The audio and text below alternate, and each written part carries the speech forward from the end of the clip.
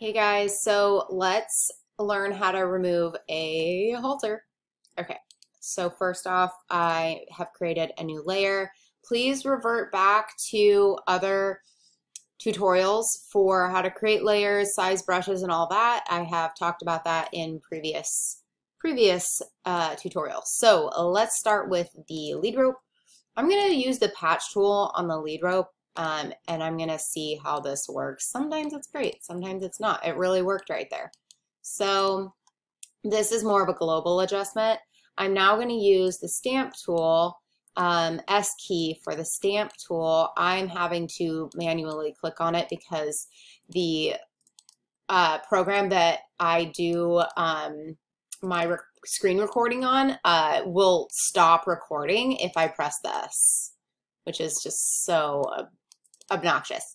Anyways, so I have my stamp tool. I have sized it. I'm using a soft brush and sized it extremely small. I'm zooming in here. And I am clicking on the Option key on the area that I want to replace this area with. So Option, click, replace. Soft brush is going to be better with horsehair. So just keep that in mind.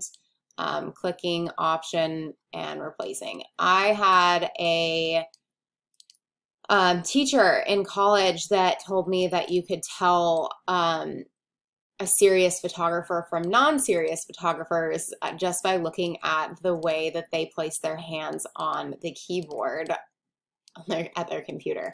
And I thought this was like the weirdest thing. I was like, how can you tell that a photographer is a good, experienced editor? And then he said that an experienced editor will hover their hand over the Control and Option key because those are the two keys we use to size a brush in Photoshop. And it is so true. If you see very talented people, you will see that their hand will hover over the keys that they use to size their brush, because we use the brush tool so much, so frequently in Photoshop. And it's so important, and we're constantly sizing it, and we're constantly using the stamp tool, which we have to use the Option key. And it's easy to come over to the Command and Space bar to zoom in and out. So your hand should hover over that area. Always. So as you see, I'm just kind of like rough handing this. Guys, when I have a client that's wanting some serious Photoshop work done on their images, I will edit maybe 5 images that are my absolute favorites, and I will give them to the client as a sneak peek. And then after they've seen, somewhat of a finished product of what the rest of their images are going to look like, I will then give them the unedited images and have them select the ones that they would like Photoshopped. It is too time consuming to Photoshop 100 images. So it just doesn't work. So now I'm using my patch tool, and I am just putting some texture back into this area that I used the stamp tool, and it just didn't really work. And it looks a little funky at glance. So just doing this. So the patch tool, you circle what you want to replace and drag it to the area you want to replace it with. I hope that makes sense. So at a glance, this is starting to look great, but right there kind of bugs me still. So let's come up here, and we're just replacing with this tool. As I said, you can use this tool, you can use the stamp tool, kind of whatever tickles your fancy at the time, because they're both great tools. It just really depends on what you're wanting, and they both work differently for different circumstances. So I'm going to go back to the stamp tool, and I'm going to sample from over here, and I'm going to click and drag down, and that has created in that bridle path area.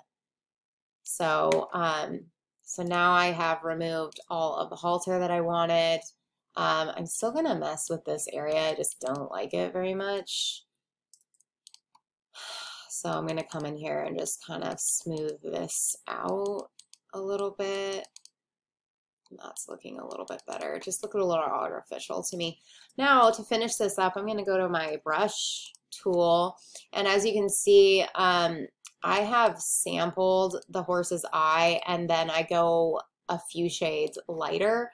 I'm gonna press the, I'm gonna press the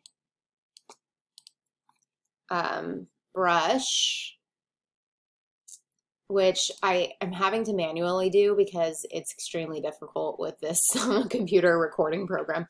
And then I want it at 10% opacity, which I would just press the 1 key, and I'm going to brush in some depth into this eye. And as you can see, that just makes that eye pop. And that is what we have done. To finish this up, I'm going to create a new layer. I'm going to come up to Filter. I'm going to Other, High Pass. And I have my radius at 3.5.